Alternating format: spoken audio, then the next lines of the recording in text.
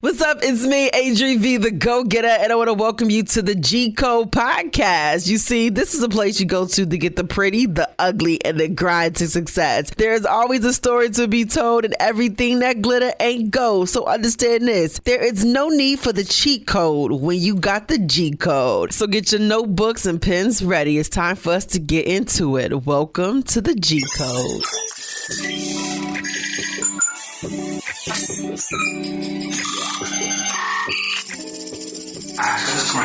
You are now listening to the G-Code with ADRI.V. Hey, what's up, my go-getters? Welcome to another episode of the G-Code podcast with yours truly, me, ADRI.V, the go-getter, the host, the brainchild, and the creator of it all. And, you know, the reason why I created such a podcast is because one day I was just feeling down. You have those moments from time to time when you really want to hear from other people and believe that through knowing that they were able to make it through these trying times, trials and tribulations, and following their dreams, that you can do it too. Because I honestly believe that seeing is believing, but also hearing can also help you to be able to do. So I decided to come up with this podcast where I get a chance to interview dope go-getters who's moving and shaking in their industries, turning dreams into reality, and encouraging others to do the same. And most importantly, being open enough to share their pretty, their ugly, and their grind to success through my audio platform that I often like to call my audio diary. So this week's episode, I got a chance to do an Instagram live with the one and only Mr. Lester Pace, a true industry vet. He is currently Roc Nation Senior Vice President of Promotions, also having done work at Interscope, several different stations as a mixed radio DJ. And in addition to that, also being someone who was able to have his own station. Ownership is key. Okay. He said ownership, own your shit. So when you get into this podcast, you better have your notebooks ready because he drops gems left and right. All right, ladies and gentlemen, I don't want to talk anymore, but I want to get into this episode with the one and only Mr. Lester Pace. Welcome to the G-Code.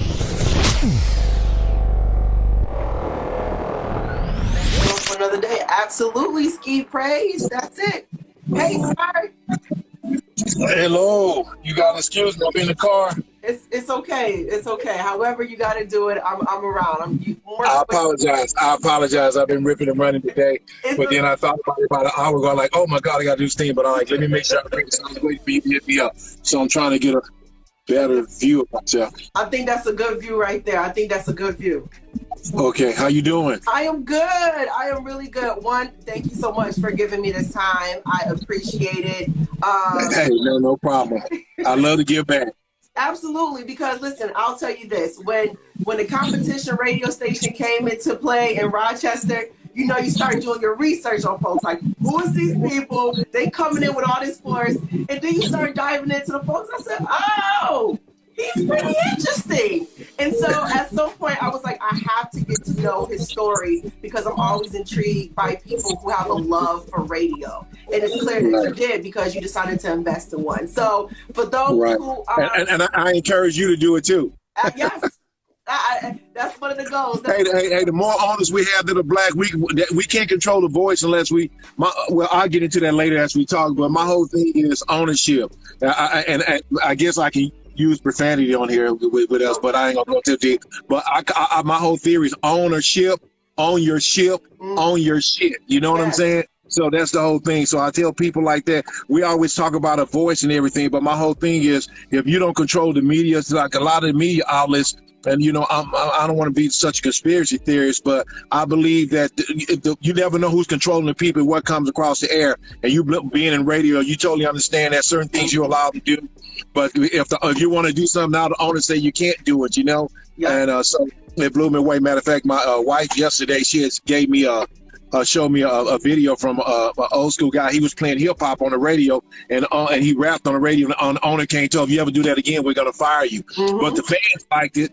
but he wasn't able to do what he wanted to do. So I just one of those people who believe in independency and being able to speak your voice. And sometimes, we don't want to change our ways, but if you don't get changed, you get exchanged. Absolutely. So listen, as soon as he jumped on the live, he's dropping knowledge. Okay. So for those who have no clue who Mr. Pace is, he is a radio vet, a vet in the entertainment industry, coming from record labels and currently the SVP of promotions at Roc Nation. And like I said, when I kicked off, I learned about him because he came in like a storm into Rochester, like who these people, trying to take our time. Oh, we haven't got to where we want to yet. I got a lot of stuff planned.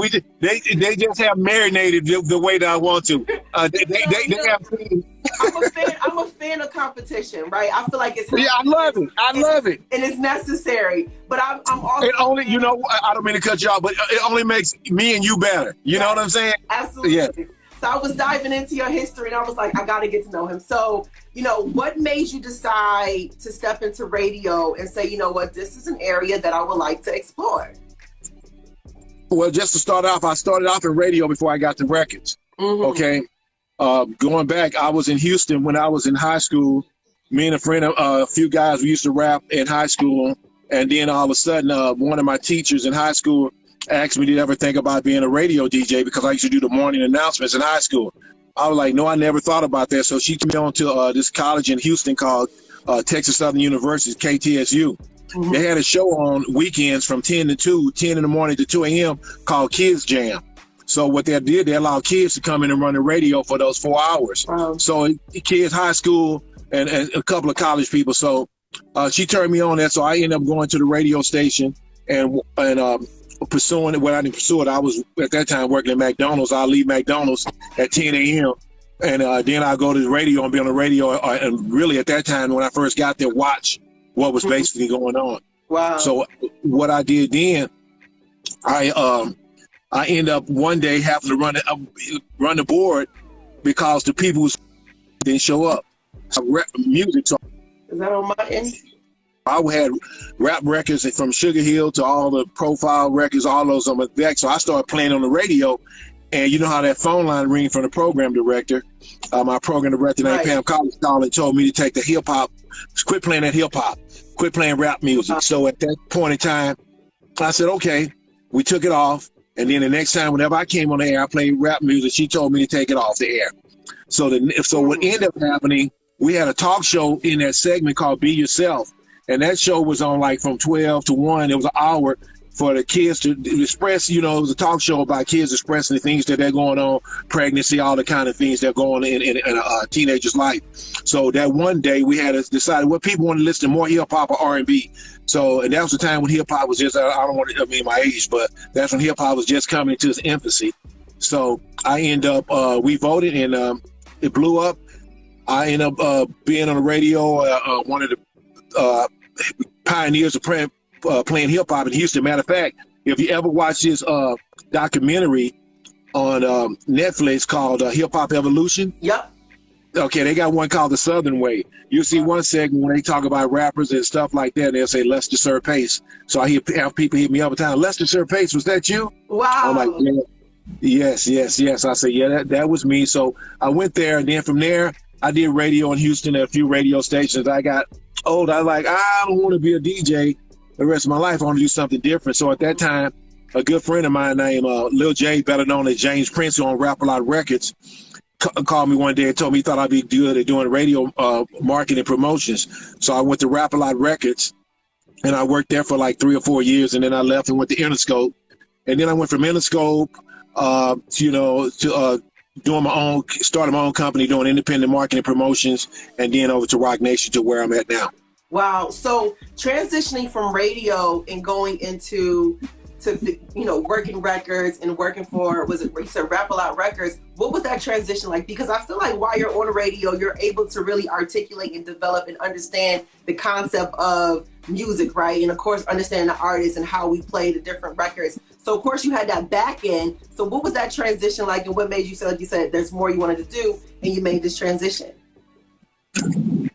What made me that transition was because I think I had I didn't understand. I didn't really know I wanted to get into the record game it was just thrown upon me by Lil J from Rap-A-Lot, because at the time when Scarface, the Ghetto Boys was coming out, so I ended up going over there because I didn't even understand how the music side works, being on the record side from radio, because I always still have a diehard love for radio. So getting over there and just seeing you know how when you at radio, you think you just want to be on the air job, right? And then you see all the things like, no, I want to do programming. Oh, no, I want to do production. So you get into the music side. I started seeing the different avenues, and then at that point in time too, when I was on the radio, I was like, I was less to serve pace, but I wasn't making the type of money that I could make over here. So I decided, you know what, let me step over here. So I started realized being in the prime in the front light wasn't all the best lights, you know what I'm saying? So as I made that transition, I enjoyed it. And then as I started working music and started going around the country, meeting other radio personalities, program directors, it just felt like that love became number one, and then the radio side became secondary. Wow. And so with being able to then now work these records and work for these different companies, how are you able to utilize the relationships that you have? Because I feel like coming and being a part of radio, you begin to kind of network, right? But you were able to kind of grow out your network, which is always important. And this is why I tell people, you know, I have no problem communicating with other people at other stations because these are my peers. Although competition is always healthy, I have no problem with them. So how were you able to really make sure that that was a kind of mindset that you have? Because sometimes in the game, I've noticed that people will think people are their competition and look at it from the standpoint of not being able to develop relationships, because in this industry, it's all about relationships. It's all of you. I tell you, prime example, I give you when I first got the Interscope, I was there for 6 years before I got fired. And when the guy that I worked there for fired me, most people told me at that time I had a station that I was programming in Texas too. So I was still doing both. But I had a station I was programming and working records at the same time. Wow. So everybody said, I never seen nobody can do this. So that's a conflict of interest. I said, it's not my interest. Is it? It was a conflict of my interest. And and so the owner, the guy I worked for the Interscope, my boss, he didn't have a problem with it. And my owner on the radio station didn't have a problem with it. So I was basically being a programmer and doing both at the same time. So getting back to what your question was, what we was talking about, I lost my train of thought on the situation. But yeah, just knowing how to navigate between the two, it helped me. And it really, like I tell a lot of record reps, sometimes even radio guys, you should work both sides, because a lot of times I go talk to programs about records and vice versa. Me being on both sides, I have to know how to deal with all the different personalities, because when you're a jock, you're like an artist, you have an ego. You know what I'm saying? So the program director, I'm sure you know some, not speaking of, have an ego and want the record company supposed to cater to their needs. You know what I'm saying? Right. So I had to learn at that point, I hate to use this analogy, but kiss ass, because I was getting my ass kissed. Right. You know what I'm saying? Because you're the program, they need what I have. So I became to know how I have to go into each radio station, learn the personality. Can't say because I talk to you that the next program is going to be the thing. I had to know what made you tick. I had to know what I had to do and learn how to do. And it becomes know how to manage people. You know what I'm saying? Because everybody's different. I can probably go and say things that's funny to you that might not be funny to the next person. Right. So it taught me how to deal with people a lot better than I probably did in the previous past before I got into this role of working on the record side.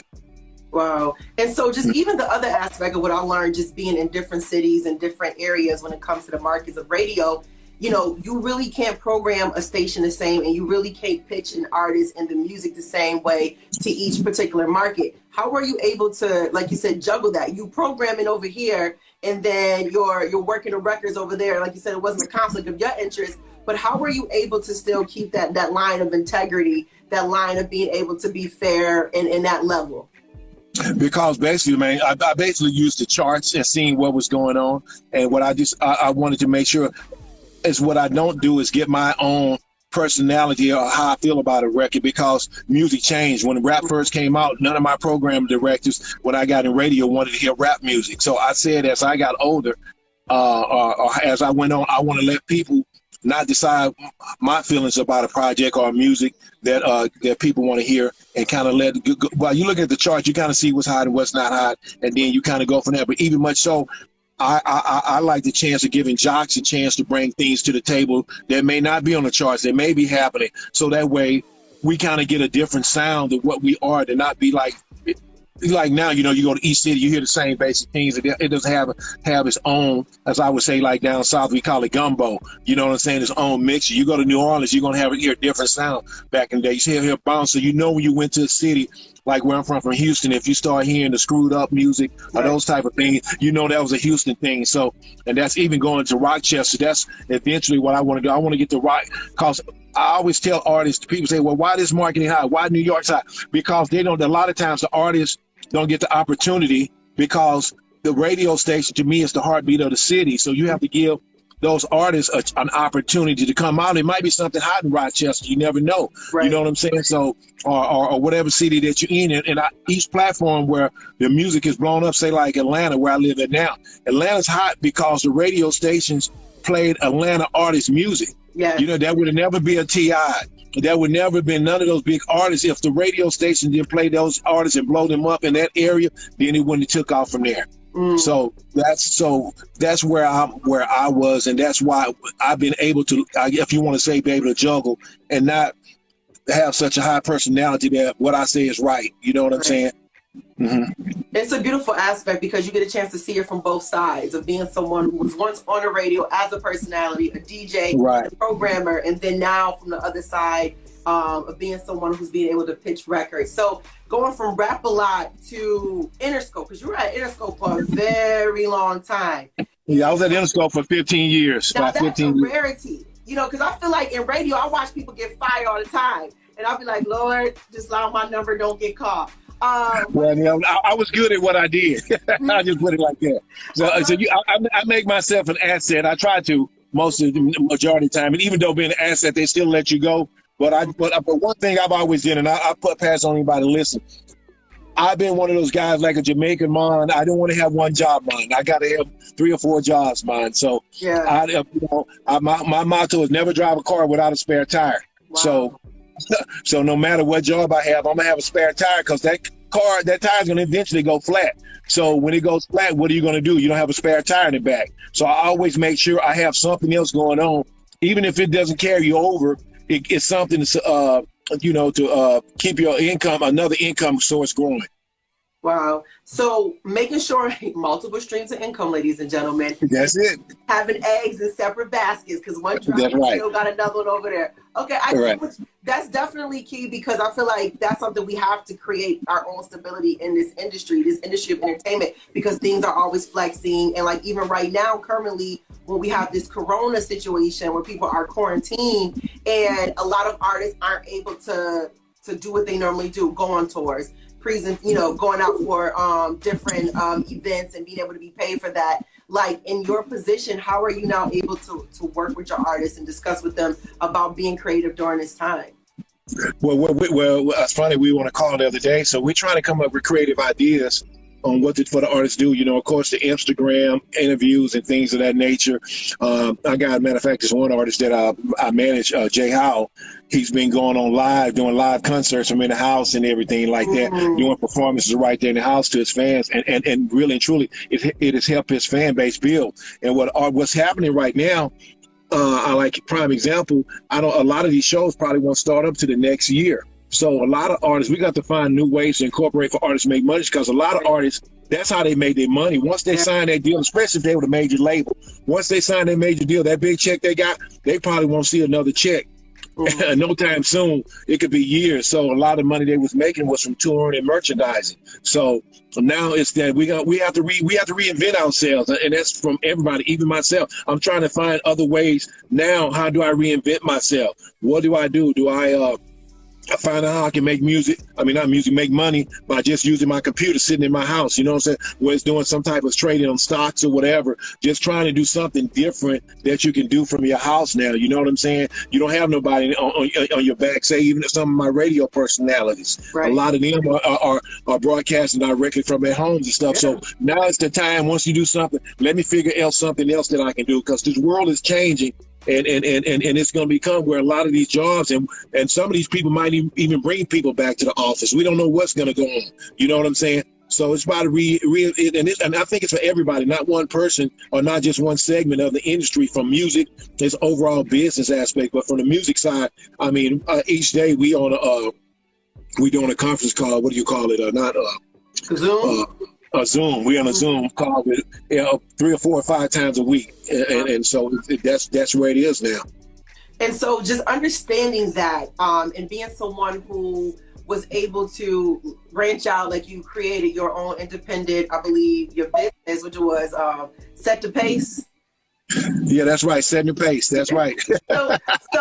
So when you were working with independent artists from that standpoint, you know, the level of creativity they had to come with before they were even being pitched to bigger record companies. So being able to have both aspects and looking at that, because I know I have a few artists on here, you know, what are your advice to artists when it comes to kicking off? Because I feel like nowadays it's not a lot of work, A&R work, in a sense of developing artists, you know, when they get to the major records companies, they have to actually come already prepared. So like, what is your take on that, you know, especially coming from both aspects and seeing it from the ground up and then being here at a higher level?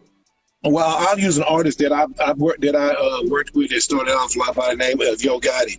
Mm-hmm. Yo Gotti came my office back. I said was 2001, 2002. And one thing I love about Yo Gotti made himself. He didn't depend on the label, so he was independent. And what Yo Gotti would do, he would go out there and say he started off, he would go do shows. He would say put a portion of his money, maybe 10 or 15% of his money or whatever he did. I'm just thinking this is what he did. Right. But he would come into my office and say, hey, Pace, I want to put this record out or whatever. So we'll come there, we'll see what his budget was, and we'll put a marketing plan together for him, and we'll go attack radio in that certain. He treated whatever area he can cover. Marketing wise, he treated that area like it was the United States. Mm. So he was in Memphis, so it was 2 or 3 hours to St. Louis, so we do St. Louis radio. 2 or 3 hours to Little Rock, we do Little Rock. 3 hours to Jackson, Mississippi. 2 hours to Nashville. So we would cover those areas. So people think about Yo Gotti, but Yo Gotti has had a long career because that was 2001 when he started off. He really got to a national fame, I would say 2010 or whatever. At that time, so he has grown, but he kept investing in himself. What a lot of artists, I think, do, they go to record labels and they work the record labels to do everything for them. Those days are over with. Mm-hmm. Labels now are looking for you to have a buzz or something going on for yourself, and a lot of artists don't do that. They going, I signed with Roc Nation, and you trust me, I'm at Roc Nation. Right. You sign, don't do anything. They're only going to do so much. You're not going to get a radio budget unless you got some streams and everything else is going on. So now my message to the artists is like, radio to me is getting me to get your record on the radio is the paint job on the card. Mm. The first thing the artist should do is go out there. Now it's easy for them. Put your music on social media. Go out there, buy Google ads. Go buy Facebook ads. If your artist, let's say, in Buffalo, work Buffalo like it's the United States. Blow Buffalo up first. Then from Buffalo, they transition down to Rochester or wherever, you know, and go from that area. But what you do, can't come to your radio station, BLK, be like, can you put me in the air? Make BLK come to you and want to play your record. Right. That's what I tell artists, you know what I'm saying? So if you hide in the streets and you buzzing, trust me, it's going to get to one of the jocks, it's going to get to the program director, and they're going to find out this record's so hot, we got to give it a shot and go from there. So once you do that, then you start to do the spread. But I think a lot of times the artists want that quick turnaround. They want that quick success and don't want to work and realize sometimes some artists get that quick fame or that quick one hit that takes them out the way. But guess what? How many of those artists that have those one hits that you don't hear about anymore? Right. Okay. So they only run for a certain time. So if you're going to build a career, you got to build a fan base. And I tell artists, don't go around trying to buy, Facebook likes and all these other things. Because you do that, those are not your true fans. Mm-hmm. You go and you work. And when if you go and like a person's page and start following them, they become your fan. That way, 5 years from now, you're going to do a show. Those same fans are going to show up. Those same fans are going to buy your merchandise and things of that nature. So some move fast and some move slow. So that's my thing from the music side. And I try to get an artist and I try to, get them. Everybody's not going to make it. Right. And now it's about what's good anymore. You know what I'm saying? You don't have to be great. I see artists who don't have great records, but they got great work ethics. Okay? So they work it. And now, it's to the point, people don't have to like your music. They just got to like you, you know? That's definitely it. And I think, and I feel like, as you being someone who is inundated into radio, and I feel like that's how I was, growing up, listening to radio. I did the school announcements similar to you. So I thought that was funny.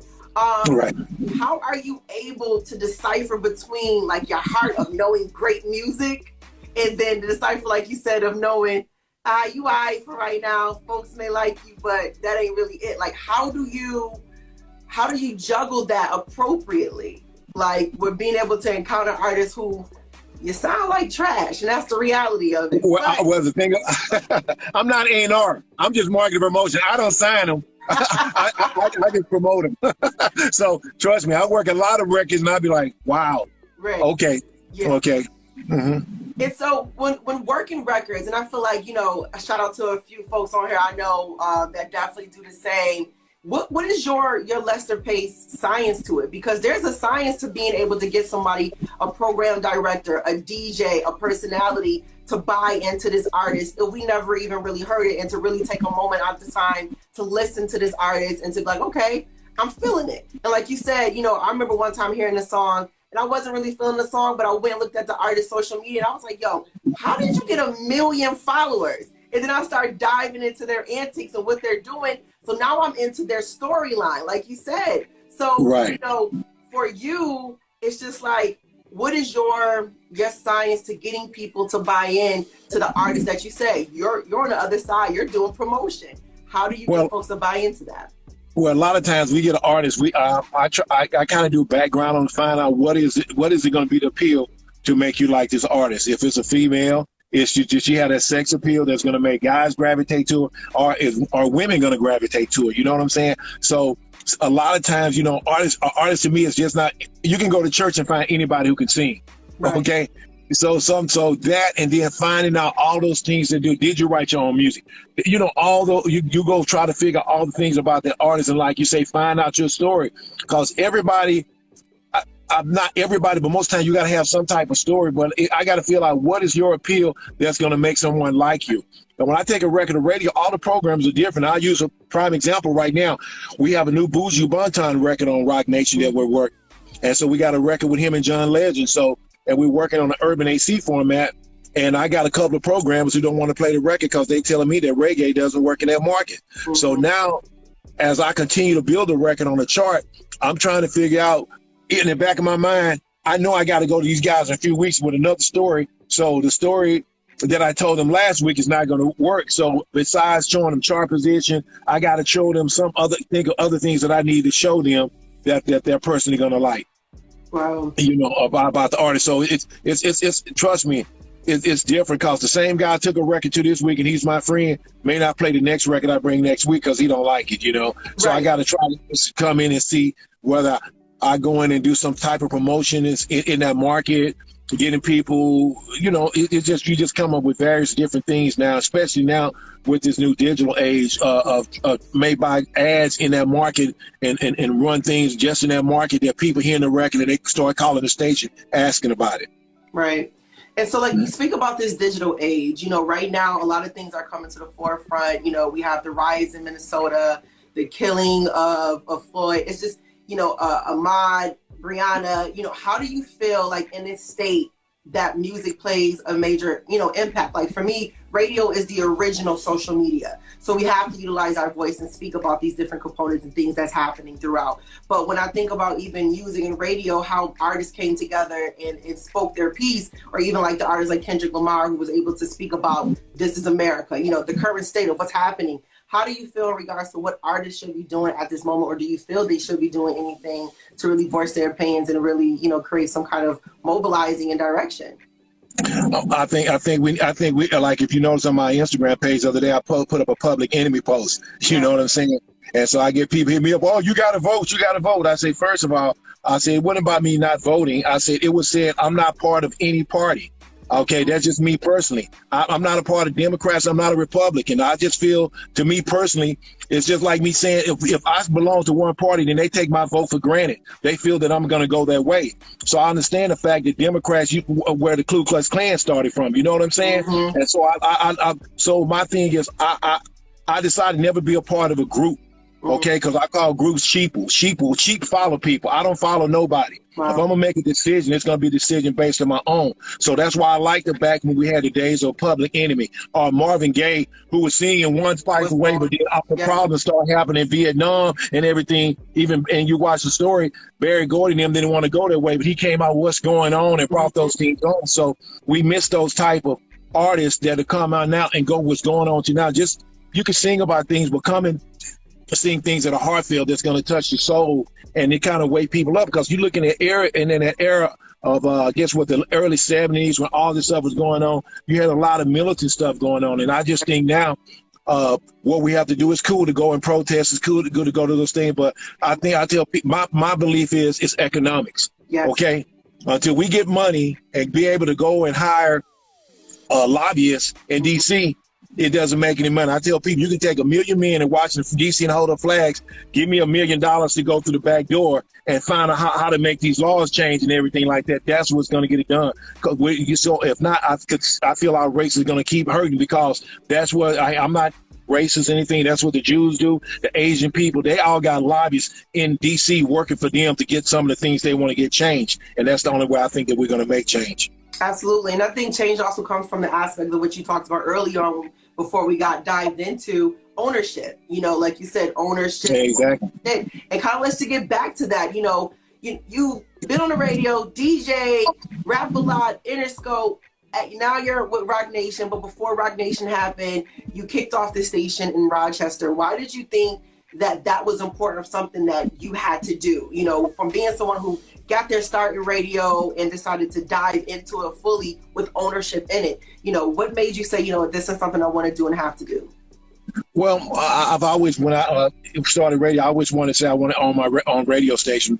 My goal was to get at least 4 or 5. I don't know if I still want to do 4 or 5, but I want to do. And what I wanted to do is tell most other people in radio, let's quit worrying about the iHearts and all these other big corporations and go on our own. We're not going to never have a voice until if we had 35, 50 owners right now, we can put the message out what we want to do right now. You know what I'm saying? We could become the Black Wall Street. We can come do the things and control what we do in our own area. So that was my goal, was like, it still was to buy a station. It wasn't even that it was going to be Rochester. I just wanted the station. It had to be a certain market that had certain criteria. And then I found out, I didn't even realize Rochester had as many blacks as they did until when I was looking at the demographics. Right. I was like, wow, I didn't realize that. I didn't realize, you know, I was like, wow. So it blew me away from that thing. So when I got in there, so now my whole goal was to come in, and I eventually, it's not where I want to be nearby. It's only 25%. I wanted to change and get back to what radio used to be, being a service to the community. You know what I'm saying? So, because most of the corporations don't care about the community no more. All they care about, if you look at iHeart, and I say them because neither one of us work for them, so it's no big deal. So you won't get in trouble. Right.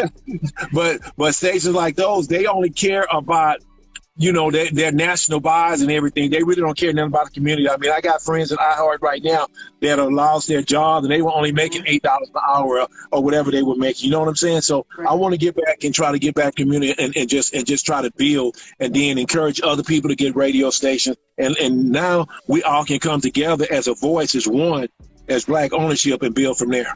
Absolutely. I think that's so important. And as you talk about just building the communities, I feel like you've kind of also been on your own mission with being able to push health as well, right? Why is that something you feel is necessary? Because you posting about black seed oil. You know, you got all these man, girl, you've been following me, have you? I follow. Listen, I'm a kind of person, I'm like, who is these people? You know, you get a chance to know people by what they post about. Everybody ain't who they are when they post about, you know. So I've learned, I said, oh, he's consistent with this whole health, you know, health as well. So why do you feel that's also important along with ownership? Because it plays a part right now, as we know, in our current state with COVID-19. A lot of people who are affected are African Americans. Why? Because we have preconditions. Health is not the greatest. So, you know, from your standpoint, I feel like you've kind of been an advocate just in your own right. And why do you feel like that's important, especially in our line of work? Well, but what happened, I'll just give you a scenario. What happened, my son, back when he was 14 or 13, he had a kidney condition. And so what happened, he was going to have a kidney transplant.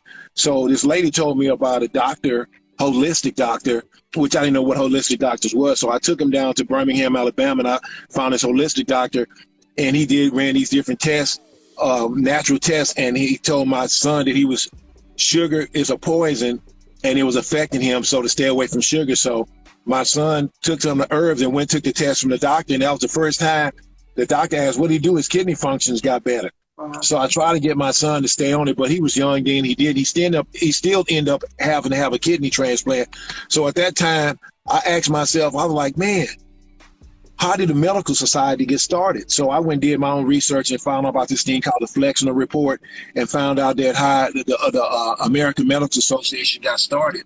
So when I did my research, I found out that, the books that the doctors get come from Merck and all these people. So, and it's all the drugs. So when I started trying to tell people about natural herbs, they started saying I was going to the voodoo doctor and all those kinds of things. So, I'm one of those people, I'm not easily bruised. So I just continued on my mission, and I started seeing people getting healed from taking black seed oil and doing other things, changing their diet and putting, God's given things on them. So trust me, I still eat bad, but I make sure I do a lot of things that I should do. And if you see my backpack next time I see you, you're gonna open up, you're gonna see all these pills in my bag that I have with me, from black seed oil to, it's just a whole list of oregano. I just had a friend the other day, he was sick, and I told him, I sent him some oregano, and he was like, oh my God, man, Lester, I feel so much better. I say, dude, it kills, there's so many different things. And I think what we don't do, and mainly not just us, but anybody, it's not even come, we don't go do our own research. We don't do our own things and what's helpful. I tell people, if I tell you about something, don't take it, go do your own research. Don't just believe me, because first of all, I'm not going to debate you, okay? I'm just going to outlive you. That's my goal, okay? So if you die before I do, hey, I won, okay? That is there. So but just to be healthy, so that's why I ain't gonna get into the thing. I ain't putting no mask. I'm not doing all of the other things, because I'm gonna build my immune system up. I'm gonna show you that I can win by being healthy and doing the things that we should do, and not have a pre-existing condition. You know what I'm saying? If it is, figured out and everything. So I'm an advocate of that. And two things I post mostly: knowledge is power, and health as well. Yes, knowledge is power, health as well. And I don't know what's going on with your sound. I think you might have your phone on your because it started to get a little echo. You want to make sure I hear you right. Oh, you better not. What about now? Hear you way better. You started getting a little echo there. And so, like you said, knowledge is power, is health as well. And from the knowledge standpoint, you have a wealth of it. From being in the industry for so long, being able to maneuver between different components of the industry and still survive the industry. Right, because it's not an easy play. So, for words, I like to call it the G codes, my G codes to success. What would be Lester's G codes to success? 3 G codes, and if you got more, feel free to give them, that you live by, that has allowed you to elevate through your time and really stay on top. And really, like you said, having multiple streams and everything in a different basket, so that you can continue on in your success. Well, one thing I say, in this business, I say industry, or they'll lead you industry, in the dust, okay? So in this industry, you got to keep yourself to where you are very important asset to this business. So when I got let go from the Interscope, that's why I said I was going to buy a radio station. Because at that point, me on the station, they're going to have to deal me from the record side or the radio side, okay? You can't just pick me off and say that I'm old. You're an old guy. Yeah, I'm old, but I'm going to be wise too. So, and then the other thing is on your own record label. Right now, it's easier to do that because it's a digital world. You don't have to press up CDs anymore. Back in the day, you had to press up all these CDs, get them distributed store. You just upload your music online. So the opportunities are there. We just got to grasp it. And I want to say to all my guys, Jerry Clark, yes, I think CMOS is great. Yeah, that's another great thing. There's a lot of good stuff out there. Wow. Somebody mentioned CMOS. So if anybody... one of my guys, Jerry Clark, said, what's up, Michelle? I see Michelle down in Houston on there. Hello. Somebody mentioned CMOS. Yes, I see a lot of people talking about it. And you said, have you been using CMOS? It works for you? Yeah, I use CMOS. I try a little bit of everything. Wow. Some things, I got something else I forgot it was. I was looking up the other day that I'm going to try. I try to do a little bit of everything. I'm that test tube baby. I go figure out if it works for you. I love it. And if anybody have any questions, you can absolutely post it here or drop it in there, because I know it's a few artists on here. And so just to kind of get back to, I know the ownership component, like how would you, like you mentioned, even one owning their own record label, and like you said, you don't have to press anything anymore, and even just getting to the aspect of owning your own radio station, that was always a goal of mine, right? And it still is. But it's like with the changes and everything, how do you feel one should go about ownership now? In regards to just being in this industry, so whether it's a radio station or even a record label, what would be, your advice on taking that approach? I would have the whole thing, like say for instance, a person like yourself who's been working in radio a long time. Mm-hmm. I've been in the process of doing 3 or 4 radio stations before. And so this is like my third one, and each one of those other experiences was a learning experience for me. So the thing you can never do is say, I failed at it. You know what I'm saying? You only fail if you don't try again. You know what I'm saying? So each time I own a radio station, I found a new experience to what I want to do, and just how I should approach this next one. And so that was my deal as far as doing the radio side. I like that. Somebody said, Carrie said, "Are you looking for new artists?" what I tell artists, excuse me, there are a million of you out there, a million. Mm-hmm. So what makes you think you're going to discover? You got to make the labels take notice of you. Mm-hmm. A guy hit me in my back page the other day and gave me this long story about how great he is, and he sings gospel and this and this and that, and I want to do it for God and everything like that. That's fine and dandy. But if you go not getting on social media, building up your Instagram followers, or putting music out there for somebody to show something, make you want, these labels are not like in the 60s where they're going to come and train. You got to be already prepared and ready to go when they come after you. So you don't want to be signed. And I tell a lot of artists, why do you want to be signed right now? You're going to get ripped off. The label ain't going to give you that much. You're not going to have no network. They might give, I know labels signing artists now, giving them major label giving artists $25,000, $50,000, and they're sitting on the shelf for 4 or 5 years. Mm-hmm. You know what I'm saying? So if you go out there, and I would stay independent, find yourself your own fan base, and once you find that fan base, continue to build that and keep putting music out there. Now all of a sudden you might have a record that take off and start streaming. Instead of you getting $25,000 or $50,000 deal, you're going to get your multi-million-dollar deal. Wow, that's a good point. So to all my artists, I hope that you guys are listening to the vet here. He dropped some serious gems. And I know we're going to be cranking down on an hour soon. And before you go, I definitely want to figure out, I believe most, like you said, knowledge is power. So I'm sure you're reading some books. So what were some books that Lester has dived into that has helped you in this industry and just in life overall? Well, one of them, of course, you said the one was multiple streams of income. That was the first one I did. It taught me, about never driving a car without a spare tire. Right. A lot of that, and I watch a lot of documentaries. Mm-hmm. Okay.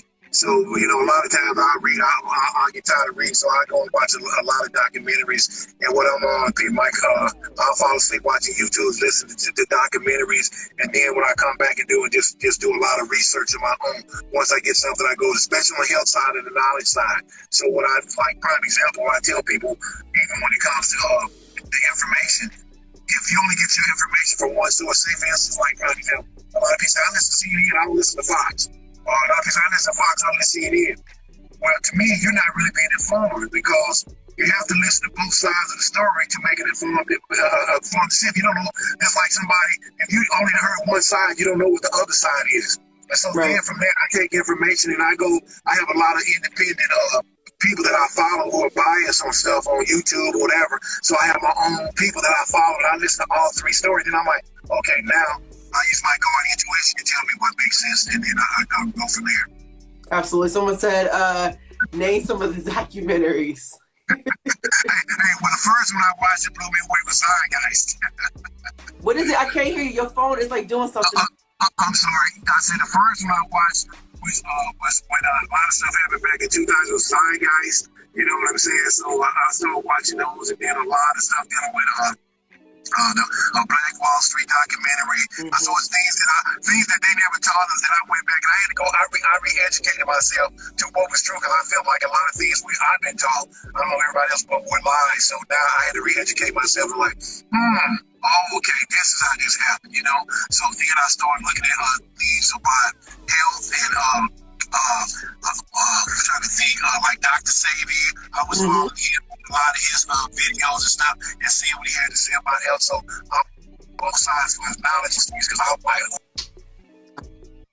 oh, this is what I got. This is what the government lied to us about, you know what I'm saying? And things of that nature. So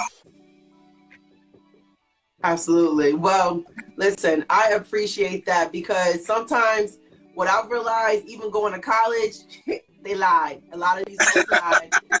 Right. And I'm like, yeah, this ain't real. I gotta relearn and re-educate myself. So you're absolutely right in every aspect for that. And sir, before Instagram shut us down, I really want to say I appreciate your time. No problem. When I either come to Buffalo or either Rochester, that means you're gonna hang out now. Okay. Yeah. I don't know if you can be seen with me. I don't want to get you in no trouble. So maybe Buffalo will probably be better for you. Listen, I just feel like like you said, the more ownership, the better, and the more we're able to have healthy competition, the better it is. And, for me, I've learned a lot because I love people who really genuinely love radio, right? And being able to start with, like you said, you started with the kids program. I started at my community center when we first had a radio station in our community center, and you can hear it like 2 blocks over. So it's just really that love of connecting with the community that I think is imperative that we have to get back to, that you spoke on. And of course, with the entire aspect of ownership is absolutely key. So I appreciate you for sharing your knowledge, your input, and I hope people really caught these gems of ownership, not having all your eggs in one basket, Make your city your United States. Where did you get that analogy from? Make your city your United States. Oh, I'm sorry. Your phone was breaking up. I didn't hear you. Oh, I said, where did you get that analogy from of making your city your United States? Like working it like it's United States. Well, because I worked with a lot of independent artists, helping them grow, I just always that was just something I came up my own that I figured I'm on. We just gonna spread ourselves or take the artist to the areas that he can cover. So that's just something I came out. And I just believe that's what you do. Whatever your dollar allows you to do, that's how far you take it. I love it. Well, Mr. Lester, I appreciate you. Definitely going to make sure I make every city I'm in my United States, and I hope the artists that are on here, personalities too, do the same, because that right there was a good gem for this evening. Hey, no problem. I appreciate you having me. If you ever need me again, I'm here for you. I have no problem. Absolutely. I appreciate you. Thank you so much. I see Rochester in the house. What's up, LJ? Oh, yeah. I've seen a few folks popped in on here, so they're going to be able to catch the replay if they missed it all. Right. Okay, dear. Take care. Thank you. Have a good night. All right, you too. A big thank you to Mr. Lester Pace for coming through and gracing us with his time, his wisdom, his jewels. And don't forget, health is wealth. Ownership is key. Ownership, own your shit. There it is. Just that simple. Well, my go-getters, I hope you took notes. And don't forget, you could actually rewind this, play it again, and make sure you share it, because sharing is caring with other people you may know. Well, I appreciate you for stepping into the G Code. Don't forget to follow me on that Twitter, Instagram, and Facebook.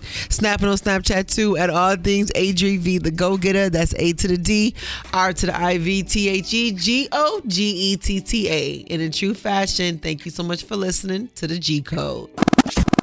Be sure to subscribe to the G Code Podcast. Find it on iTunes, Spotify, Google Play, iHeartRadio, and all places a podcast lives. Also, download ADRI.V, the Go-Getter app on your Google Play and or your iTunes App Store for free. And always get the G Code Podcast at your fingertips. Want to catch up on the G Code Podcast? Well, go to www.ADRIVthegogetter.com and also subscribe on SoundCloud and YouTube. Remember, you can check a new episode out each and every Wednesday as we get you over the hump with the G Code. I was born in the G Code, embedded in my blood. Matter of fact, you just triggered a level orange G Code security threat.